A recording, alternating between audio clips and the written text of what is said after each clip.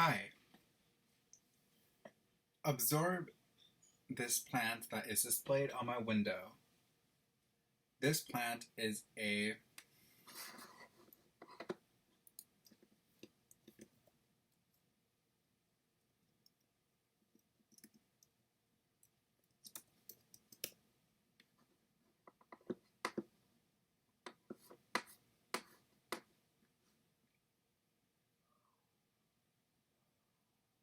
it's a plant. Of course, it's a plant.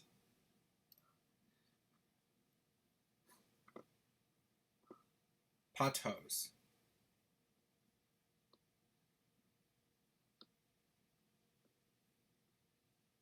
But this specific plant has holes in the leaves, like so. You can probably see it by the wall. There you go. Oh, my finger's in the way. You can see this plant has holes in the leaves. And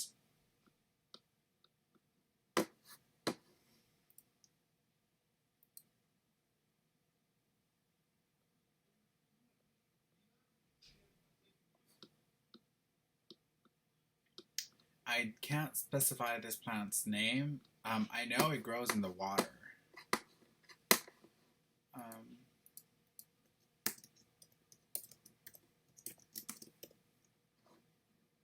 okay, I think I located.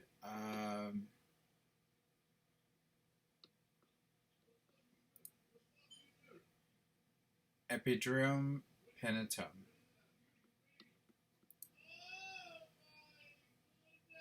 It's a very colorful plant. It displays a lot of color.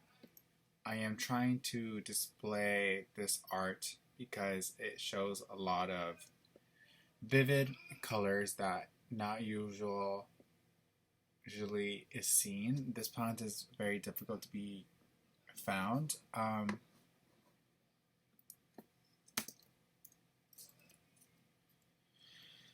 It contains a lot of benefits. It cleans the air, like so. I am trying to better understand the leaves.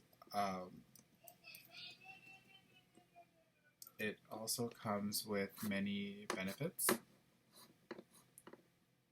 So the Monstra Endosili.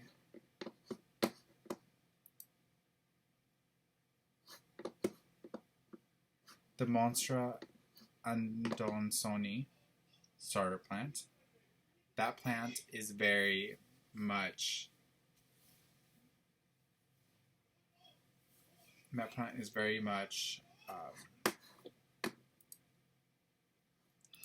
very beneficial. It has a lot of bacterial, fungus diseases, one of the most common reasons the leaves have holes.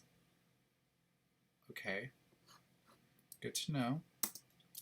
What else? What else do we need to know about this plant? This plant needs to be watered. Every time it's down here, you need to fill it up with water.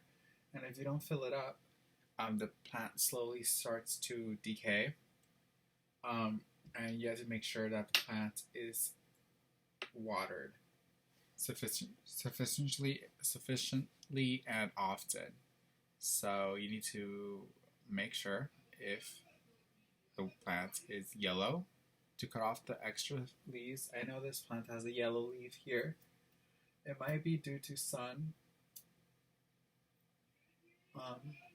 but there's many reasons why it has a yellow leaf. Now let's look at the benefits of the Pothos plant. This plant is very beneficial to the environment. Pothos outperformed all other substances evaluated in its capacity to eliminate benzene, formaldehyde, and other toxins from the air, despite not having trichlorethylene or ammonia removal systems. They are outperformed in a lot of houseplants in the study, including closely related climbing, philodendron, and the benefits of that is, let's see, it purifies indoor air. Pothos Plant is very adaptive in removing VOCs and toxins from the air. They are scientifically blocked and confirmed in various studies, and low-care houseplants that can grow without sunlight.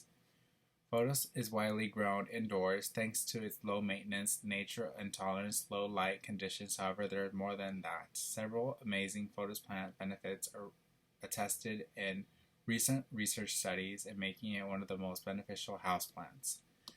In my honest opinion, this is one of the best plants you can probably purchase because other plants are a little bit more difficult to maintain because as the ones that are hanging from a bar or something, just hanging with the hook, those tend to, for me, on my personal opinion, they tend to not last very long, and I've been using this plant.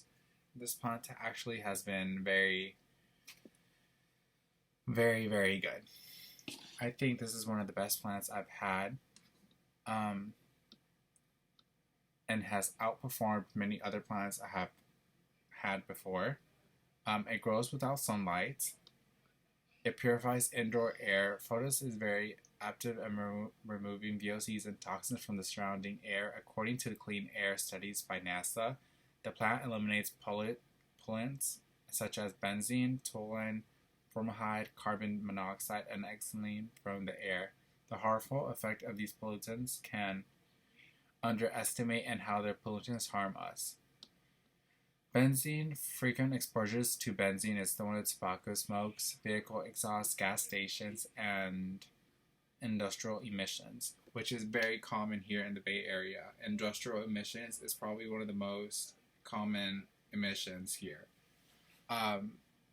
Tobacco, not so often, but in this household, there is tobacco use. Vehicle exhaust and gas stations. There's many gas stations here, especially in this area, less than a mile away. There's multiple gas stations here. There's probably, I can count, there's about 5 gas stations within 1 mile radius. Let's see, pressed wood products, carpet, cigarette smoke, burning appliances such as wood burning stoves, kerosene heaters, and gas stoves without vents, such as the reason for formaldehyde exposure, watery eyes, burning sensation.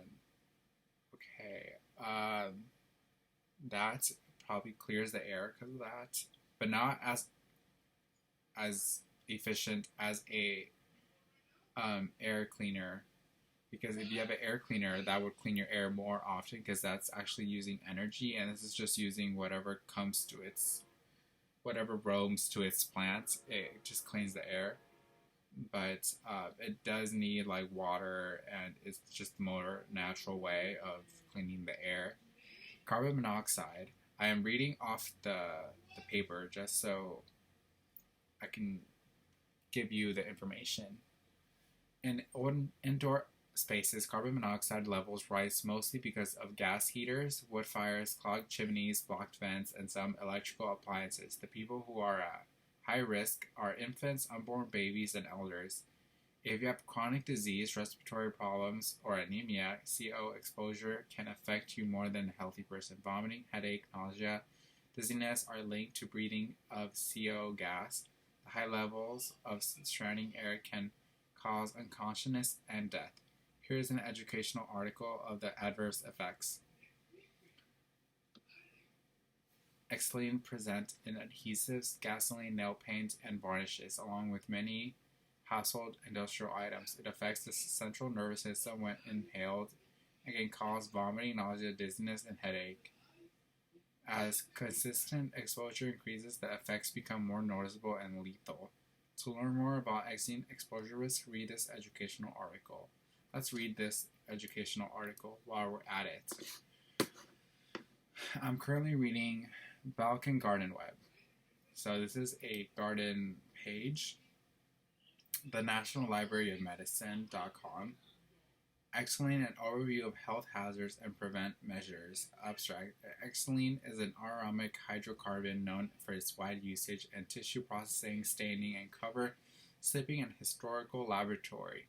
The hazards of xylene are well documented and making it a political potential occupational hazard of its historical technicians. As of every other profession becomes cautious of the occupation's hazards, they are a very specialty that identifies the illness become one of the last to become aware and remedy of its own hazards. This review article aims to discuss the toxicity of xylene and safety measures to counteract the hazards and list and pros and cons of using various substitutes that claim to be much safer and better and faster.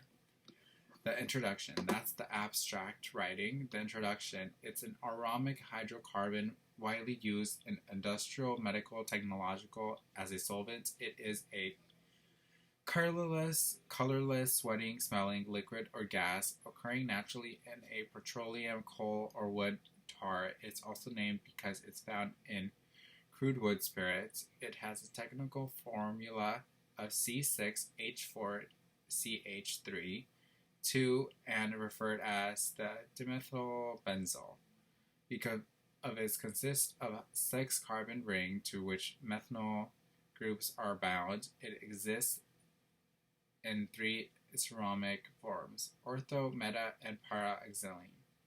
Xylene is used for solvent in the printing, rubber, paint, and rubber industries. It is found in the small amounts in airplane fuel, gasoline, cigarette smoke, and industrial. Xylene is used in historical laboratories such as tissue processing, staining, and cover slipping. Also, endodontic treatment as a gutta percha solvent, enhancing paraffin infiltration in staining procedures. Its excellent de-waxing and clearing capacities contribute to brilliant stain sides. Laboratory grade xylene is composed to xamylene 40 through 65%, xylene O-xylene 20%, ethyl benzyl, and traces of toluene, trimethylbenzyl, phenol, phenylene, fluoride, and hydrogen sulfide. Histopathological technicians who routinely come into contact with xylene-contaminated solvents in the workplace are populated most likely to be exposed to high levels of xylene. The current Occupational Safety and Health Administration permissible exposure limit to xylene is 100 ppm as a 8-hour time weight average. Concentration, the National Institute of Occupational Safety and Health recommendation exposures limits to xylene at 100 as a TWA for a 100 watt 100-hour work shift, 10-hour work shift, and a 40-hour work week, 200 p.m. for a 10-minute of short term. Besides occupational exposure and principal pathway of human contact via soil contamination from leaking underground storage tanks and containing petroleum products, xylene can leak into the soil surface, water, and ground where water may remain for months and more to break down into chemicals. However less technical, most people begin to smell xylene in the air at 0 through 3.7 p.m. parts per million, and being its taste in the water. Toxicity of xylene exposure can occur in inhalation, ingestion, eye or skin contact. It is primarily metabolized in the liver by oxidation of a methanol group conjunction with glycolide to yield methanolytical hypochlorous acid, which potentially has accumulation of xylene causes health effects from both acute 14 days, also chronic 655 exposure. The type of severity of health effects depends on several factors, including the amount of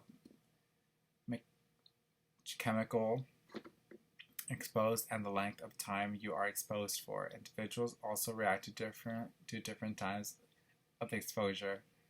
The main effect inhaling vapor depression of the central nervous system, which symptoms such as a headache, dizziness, nausea, vomiting. The effects listed below can begin occur with exposure to high air levels of 100 ppm. They are reversible and become more noticeable and serious as the length of time exposure increases. Effect of xylene on the central nervous system is attributed to liposoluble xylene in the neural membrane. It is also suggested that xylene disturbs the action of proteins essential to normal neural function by either disruption of the lipid environment which membrane proteins function or by direct interaction by the proteins in the membranes. It has suggested a metabolical intermediate like methylbenzylene could responsibly be the toxic of xylene oxidation or xylene to these internal mediates by microsmol enzyme systems may occur in the brain. Changes in the levels of various neurotransmitters and occult composition have been observed in several brain areas following acute and intermediate duration exposures to xylene. It is unclear where these present during effects of xylene or secondary changes resulting in nonspecific central nervous systems. Long-term exposures may lead to headaches, irritability, depression, insomnia, agitation, extreme tiredness, tremors, impaired concentration, short-term memory. These conditions sometimes generally referred to as a organic solvent syndrome. Unfortunately, there is very little information about this that isolates xylene over the solvents exposures and the examination of these effects. Irritation of these nodes can occur approximately 200 ppm after 3 to 5 minutes. Accidental splash in the eye may damage the surface of the eye, which will heal within 5 days. Lungs. Exposure to xylene of levels of 200 ppm or greater can irritate the lungs, causing chest pain, shortness of breath, extreme overexposure, and confined space. It can result in pulmonary edema, a potential life-threatening condition which the lungs will be filled with fluid. However, there is no evidence that repeated low-level exposure has a long-term effects on the lung. Liver and kidney. High levels of exposure of xylene can injure the livers and kidneys. Extremely unlikely to happen without noticeable effects on the nervous system, generally such as, okay, so that is the information for liver and kidney. Does not affect the liver. There is much more information that I can continue reading. It seems to be that there is diagrams on this page.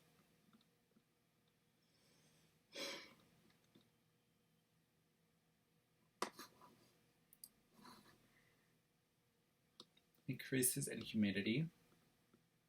Looks great. A versatile plant. Good luck plant. It's hard to kill. Calming effect.